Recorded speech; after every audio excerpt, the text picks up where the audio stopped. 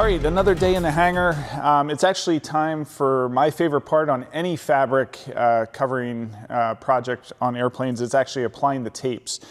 And for what I mean by tapes is there's several different widths of tapes that you can get, everything from 2 inches on up. Actually, you can get it smaller than that.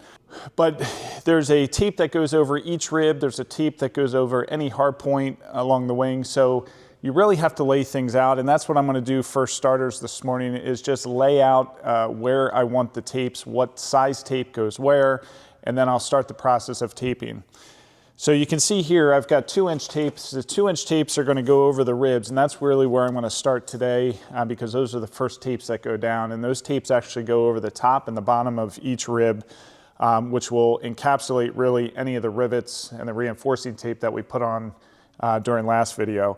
Then we'll do leading edge tapes, trailing edge tapes, and butt rib, wingtip, all that gets taped. So wherever there's any hard point underneath the fabric, there needs to be a reinforcing patch on top, and usually that's by means of tapes or a patch. So we'll go ahead and get started on marking these out. But I actually take a scrap piece of 2-inch tape, and I use that as a guide. So the first thing I do is fold this tape in half, and that's going to give me a center line of where the middle of that tape is. And then what I'll do is I'll take the middle of the tape and put it on the middle of the rib, just like so, and then I make a mark on either side. And what I'll do is I'll move that towards the trailing edge, kind of the middle of the wing, and then up on the leading edge side.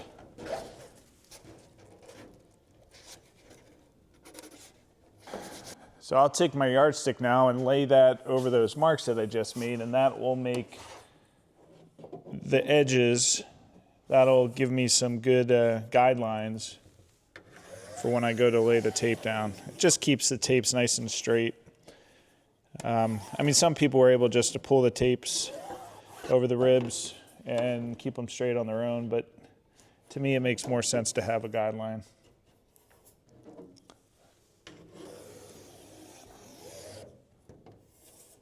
And I'll do the same process all the way down the wing. The nice thing about the polyfiber process, and if you read in the manual, if you screw up, you can fix anything with MEK.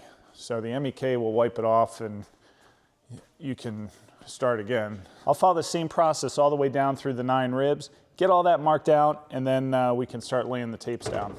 All right, so one thing that I need to do before I lay the tapes over the ribs is I need to get the tapes down that go over the rear of the leading edge as well as the rear spar. So I'll mark that out. I'm going to utilize a chalk line for that.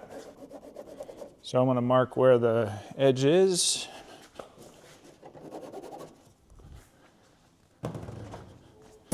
Best laid plans, my chalk line, the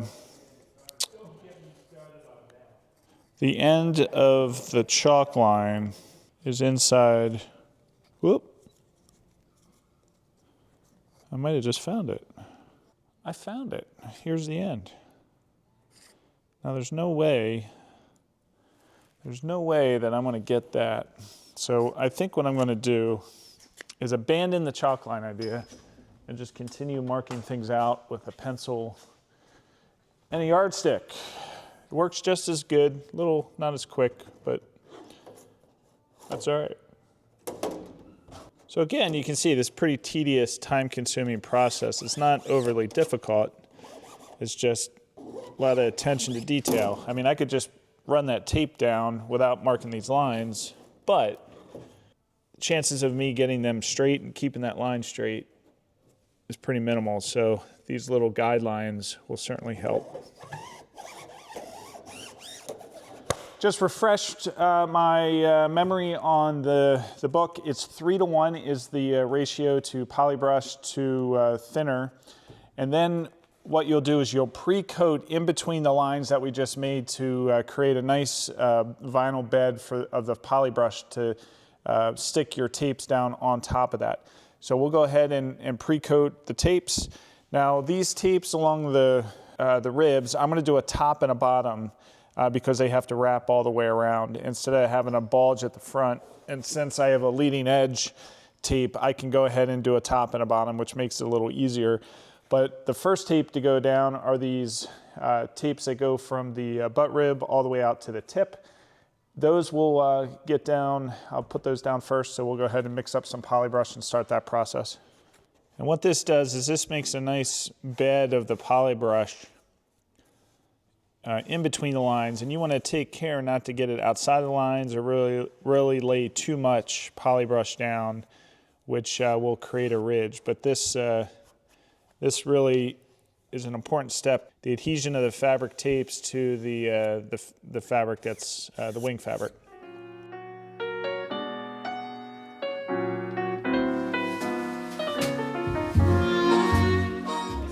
Bam! There we have the tape on the back side of the leading edge and over top of the rear spar.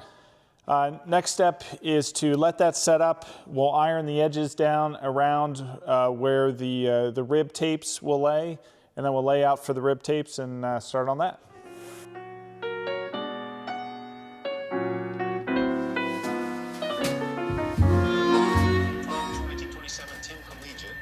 Which is a parasol, high-wing parasol monoplane with a 220 Continental on it from California to St. Louis, which was like 29 flying hours and 26 stops. All right, so I've got the polybrush bed down. It's just about dry. I've got my 2-inch tape, and I'm going to start at the trailing edge, and I'm going to leave a tail long enough on the leading edge side so I can cut that flush with the tape that goes on the bottom. So it looks like one continuous tape that goes all the way around. And again, that gets finished with another tape on the leading edge, so you'll never see that cut edge. That gets covered up nicely. So we'll start this process. Give myself a little slack on the back side. Now you can get different types of tapes. This tape that I like to use is pinked. You can see the edges are pinked edges. The pinked edged tape, in my opinion, works best because those pinked edges really help hold the edge of that tape down long term. I've seen airplanes that actually have straight edges, and those straight edges start to lift, and when those tapes start to lift, it's real easy for that tape to continue to lift, and it cracks through the top coat and everything. So I like pinked edge tape. I believe it works a lot better. Same mixture on polybrush here, 3-to-1, 3 parts polybrush, 1 part reducer.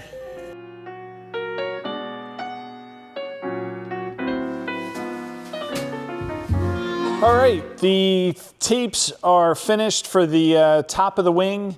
I'm gonna let this sit overnight. I am back in the hangar today, and we're down to the last tape on the top wing. And that's the tip tape. The tip tape, it kind of presents a little bit of an issue in and of itself. If I use a straight tape, it's going to require a lot of force, and you're still going to get the tape buckling as you make the curve. So they make a tape which is it's called bias tape. It's cut on a bias, and when you pull it, it's stretchy, okay? And it's perfect for wingtips, vertical fins, anywhere there's a curve and you want that tape to lay flat. The problem is if you pull it too much, you're gonna have a narrow area and a wider area. So the whole key here is to when you lay it out, to lay it out evenly and smoothly so it stays the consistent width. So we're gonna get going on that right now, get that tip done. After the tip tape, again, that's the completion of the tapes on this wing. Then I gotta put the drain grommets in and the inspection rings. And then these wings will be ready for silver.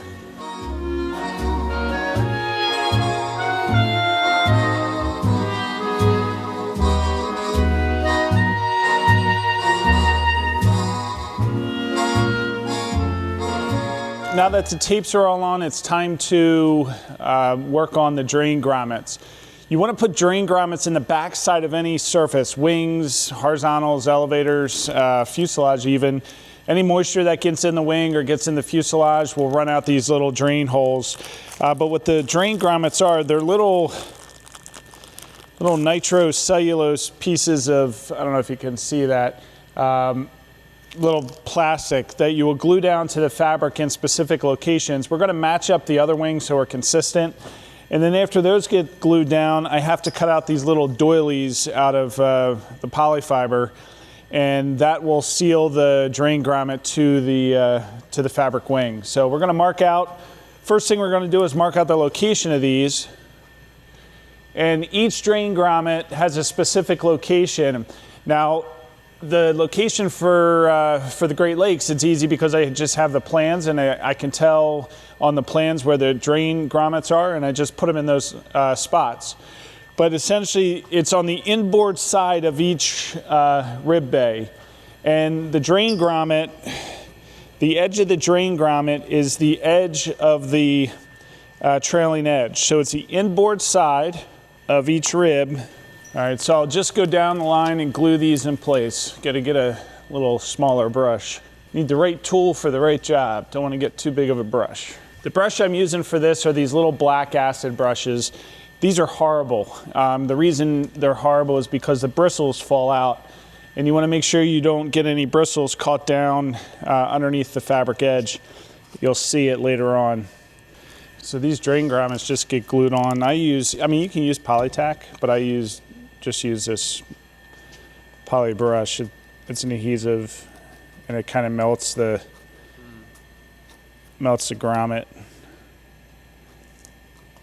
Holds it down, and I match up the edge of the grommet with the edge of the trailing edge and the edge of the rib, and they're all on the inboard side. All right, so I need 1, 2, 3, 4, 5, 6, 7, 8, 9 doilies. So I just take my circle. There's one.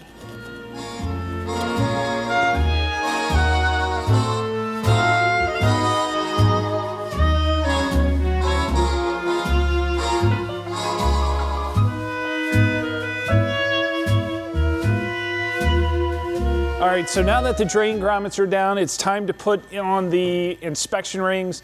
The inspection rings, just like the drain grommets, are made out of nitrocellulose. They get glued down to the fabric in specific locations. I matched up these rings with the wing on the other side, and both of them are matched up to the plans. Essentially, the inspection holes on the bottom of the top wings go in the proximity of where the drag and anti-drag wires meet the compression ribs. That way, if you ever have to open them up later on, you can get to tighten things or fix things. All right, they're laid out. Time to get them glued in place.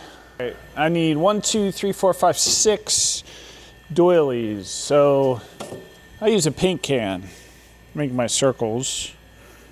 There's one. Get a scrap piece of your fabric and just kind of trace your circles around. Now, one thing when you're making these doilies, they're bigger, you're going to take some poly brush and just run along the line that you're making right now. That'll help keep them from fraying when you cut them. Helps stiffen up the fabric. 1, 2, 3, 4, 5, 6 doilies. So I'm just brushing a little bit of poly brush on where these doilies are going to get cut. I'll let it set up and dry, and then I will cut them out. All right, there's 6.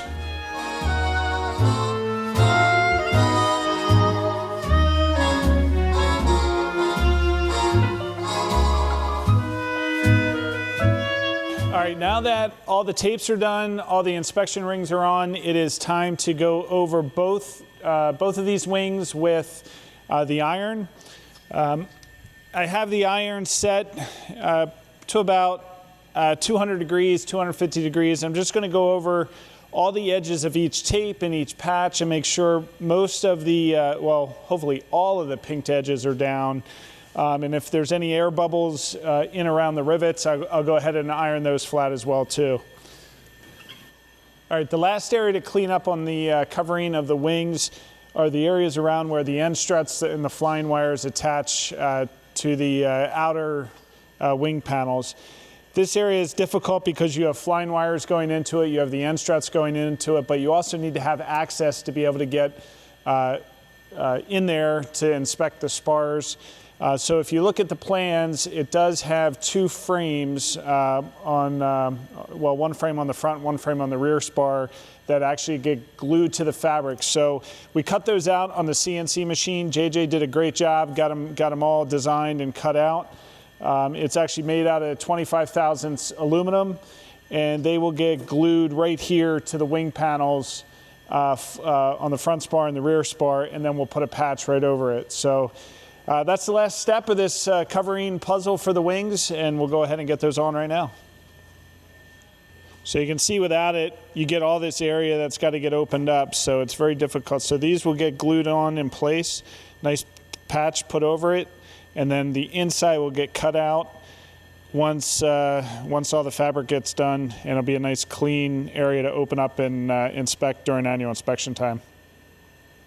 Now for this, when I go to glue these down, I'm certainly going to use Polytack. So I'm going to get my Polytack glue, and we'll get both of these glued down. Now to prep these, I did scuff them up. This is 2024 aluminum, so I cleaned it, scuffed it up, cleaned it again, so it's ready for the glue.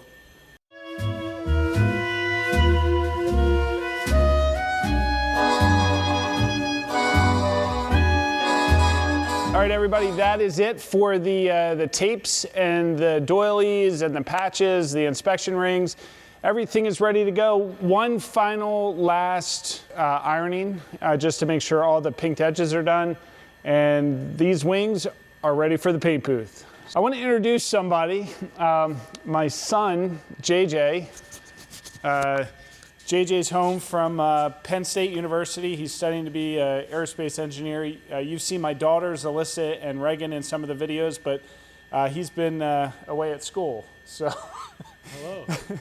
So you're working on a T-Cub project, right? I am. It started as a J3 Cub that's been shortened. The fuselage has been shortened, and it's got some Taildragger L2 wings on it that are clipped.